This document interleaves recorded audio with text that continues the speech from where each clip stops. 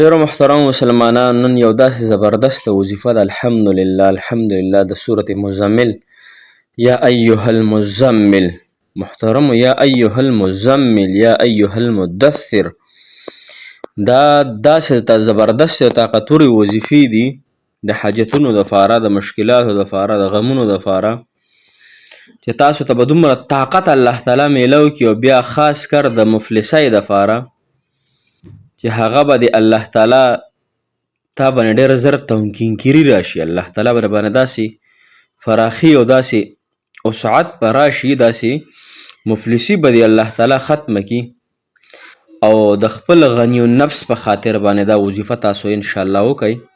الله جل شانه به درته ډېر زیات قوت درکړي، قوت فلوس به درته درکړي، قوت با به درته درکړي.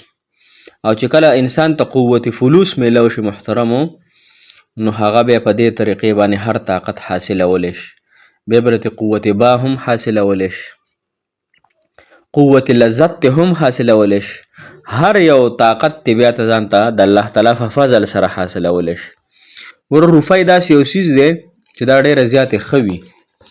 پیسې چې چا سره وي دا ډېره زیاتې ښه وي.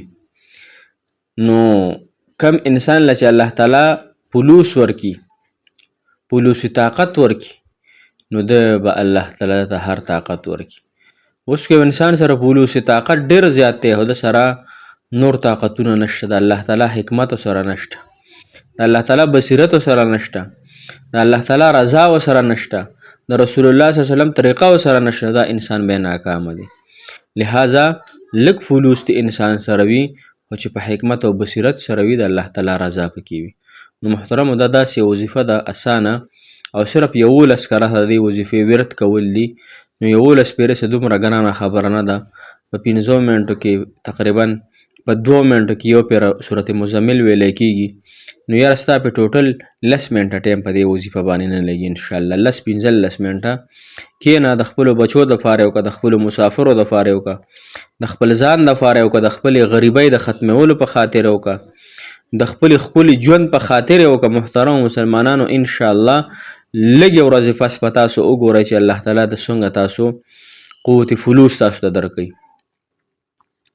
السلام علیکم ورحمة الله وبرکاتو. ډېرو معززو محترمو قابل قدر مسلمانان رونو خویانو، تاسو به روغ جوړ د صحت په جامو کې به الله تعالی مو خوشحاله او آباد ساته، الله تعالی مو کامیاب او کامران که، د دواړو جانو خوشحالۍ عزتونه راحتونه په نصیب شه. کم ځای کې هم چې تاسو یې الله تعالی هاد آباد لره، ټول ګناهونه م الله تعالی معاف که. مسافر چې کم ځای کې ټولو مسافرو د الله تعالی حامی او ناصر مددګار شي. محترمو نن چې زمونږ کومه وظیفه ده سورت مزمل ده. سورت مزمل چې کم انسان روزانه 11 کرته وایي، هغه له به الله تعالی داسې قوت ورکي چې انشاءالله داسې قوت به ورته الله تعالی نه وي ورکړی. قوت به ورته په څه کې ورکړي؟ الله تعالی په مالدارۍ کې ورکړي. غریبي فقیري تندرستي به الله تعالی فورا ختمه کړي.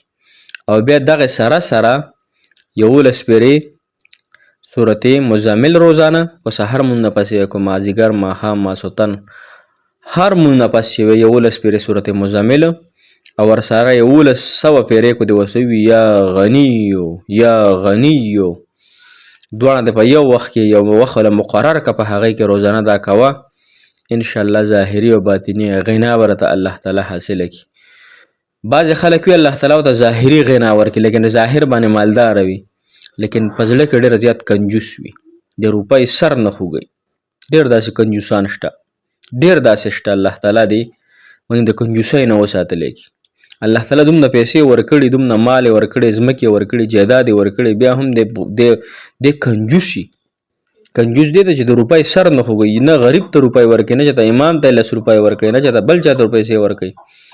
دومره غریبۍ دی په اصل کې غریب دی. غریب مالدار هغه دی چې د زړه غني دی. دته یو څوک د الله تعالی د رضا دپاره لاسونه چې راکوي، یو 10 روپۍ د الله د رضا دپاره راځي، دی ورته 10 ورکړي چې واله د الله د ذات او د الله د نوم زما د وجود قربان، زما د ذات قربان، زما د سر قربان. دغه ته اصلي مالدار وي. ښه الله تعالی دې مو تاسو ته غنیتوب راکړي. او اکثر زمونږ ویډیوګانې خو غریبانان ګوري، مالدار څه کوي په یوټیوب کې په وظیفو باندې. دا همغه غریبانان چې یوټیوب کې ګورو بس وظایف کوو الله تعالی دې ستاسو د زړه مرادونه پوره کړي. مالدار خو چې دا ناستې په خپل عیش او عشرت کې، مالدار خو چې دا ناستې خپل خواهشات پوره کوي په هره طریقه. چې بعضې مالداران هم ډېر نیکان وي، مالداري ډېره ښه ده خو چې نیک یې ورسره بیا تا نه بهترین انسان په دنیا کې نشته.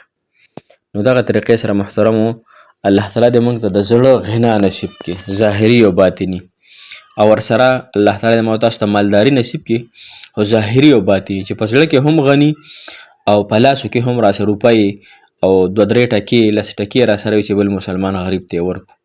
نو انشاءالله دې طریقې سره به الله تعالی تاسو ته غنیتوب درکوي او تاسو به کې صدقه کوئ.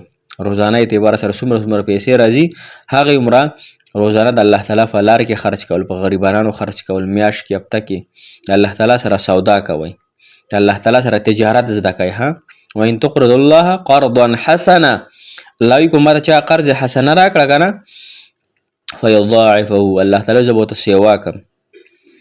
او الله تعالی وایي فله 10 امثالها، د یوې په بدله کې به ته بیا زه 10 روپۍ ورکوم. چا سره مال تجارت کې نو تاسو دومره نه درکوي، د 20 روپۍ په بدله کې تا ته مطلب ته 1 لک روپۍ ورکړه، تا به 10 لکه درکوي. داسې کېدی شي؟ داسې نشي کېدلی. خو دا د دوکې سترګې دي، د دوکې دنیا ده. نو دې کې موږ خو دغه روپو ټکو ته سترګې خړې کړي وي. د آخرت ګټه مه تاسو نه هېره ده، د آخرت ګټه هم ځان له کله ناکله کوئ. ښه یو غریب مفلس ته ورکوئ، الله تعالی به د 1 روپۍ په بدله کې 10 روپۍ درکوي، او د 0 په بدله کې به 10 زره درکوي، او د لاکو په بدله کې به 10 لکه درکوي. نو د الله تعالی سره هم تجارت شروع کړئ. انشاءالله د الله تعالی تجارت کې نه نقصان شته، او د الله تعالی په تجارت کې نه محترم مسلمانانو ضرر شته، او نه د الله تعالی په اکاونټ کې او د الله تعالی په خزانو کې څه کمی شته چې بس تا به کې پیسې کېښودې، پیسې د غر کې او تباه شوې. نه، الله تعالی پیسې د چا نه غر کوي، بلکې یضاعف الله تعالی سیوا کوي. الله تعالی مو د زړه مرادونه پوره کړه، په ژوند باندې خوشحاله شئ. د مسافرو د الله تعالی ډېرې خوشحالۍ